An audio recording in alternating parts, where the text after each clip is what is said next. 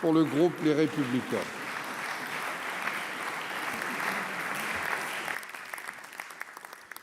Monsieur le Président, mes chers collègues, Monsieur le Premier ministre, en France, aujourd'hui, on peut être décapité seulement pour avoir fait un cours d'instruction civique sur la liberté d'expression. En France, aujourd'hui, des fatwas sont lancés et la charia immédiatement exécutée. Mais cette fois-ci, quelque chose a changé, parce que les Français sont passés presque instantanément d'un état de sidération à un état de colère. Ils demandent des comptes, ils exigent des résultats, tout simplement parce qu'ils sentent confusément, mais ils le sentent bien, que nous sommes en train de perdre le combat contre le totalitarisme islamiste. Faute de courage, souvent, faute aussi de mener un combat global contre l'islamisme, sous toutes ses formes, sa forme violente, ses formes rampantes. Un combat global aussi contre le désordre migratoire, qui en est l'un des terreaux, qui est un défi, un obstacle à l'assimilation de nos valeurs républicaines.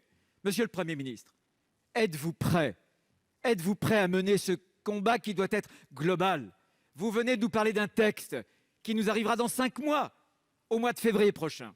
Ce texte-ci comportera-t-il, oui ou non, des mesures pour remédier à ce désordre migratoire? Pour vous répondre, la parole est à Monsieur le Premier ministre.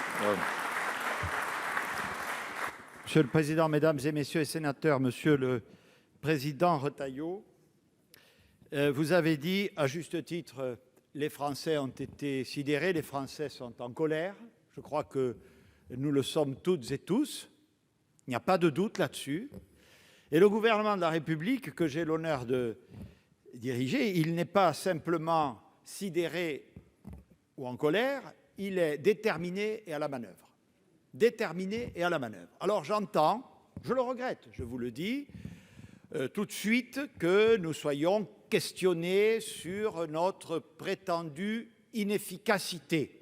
C'est sans doute le débat démocratique et j'en accepte bien entendu toutes les conditions. Mais vous mesurez bien que les choses sont difficiles et que d'autre part, dans les finalités de ceux qui combattent la République, je le répète, il y a aussi la volonté de faire éclater la communauté nationale. N'en doutez pas un seul instant. N'en doutez pas un seul instant. Donc nous agissons.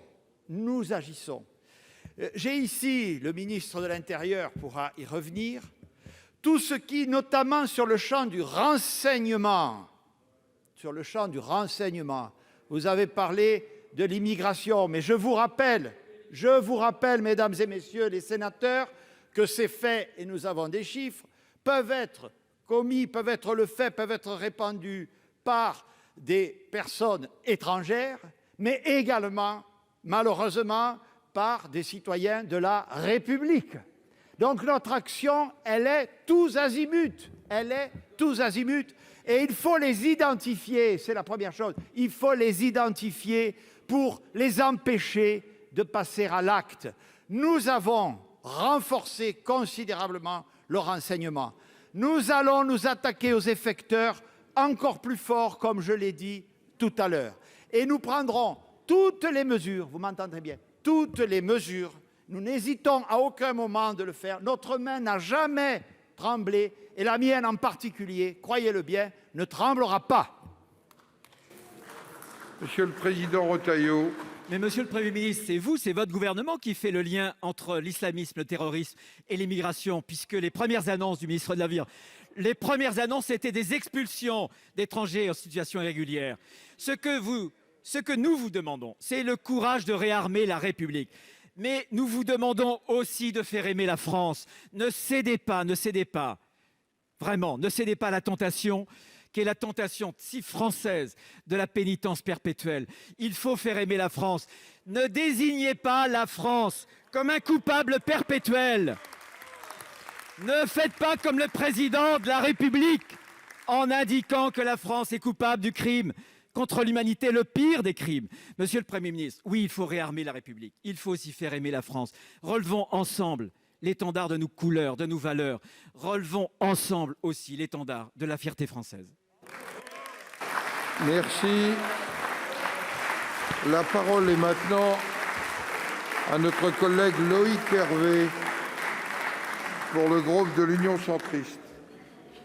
Monsieur le Président, mes chers collègues, Monsieur le ministre de l'Intérieur, la France est un État de droit et elle entend le rester. Alors notre pays ne doit pas être faible. Nous devons être capables de faire appliquer les décisions de la justice ou de l'administration. Des milliers d'étrangers qui sont des prêcheurs de haine et veulent abattre les principes de notre République continuent de vivre sur notre sol. Des décisions les ont pourtant condamnés à quitter notre territoire national.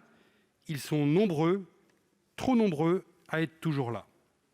Une immense majorité de nos concitoyens, pris d'une colère froide, se posent cette question. Pourquoi sont-ils encore là?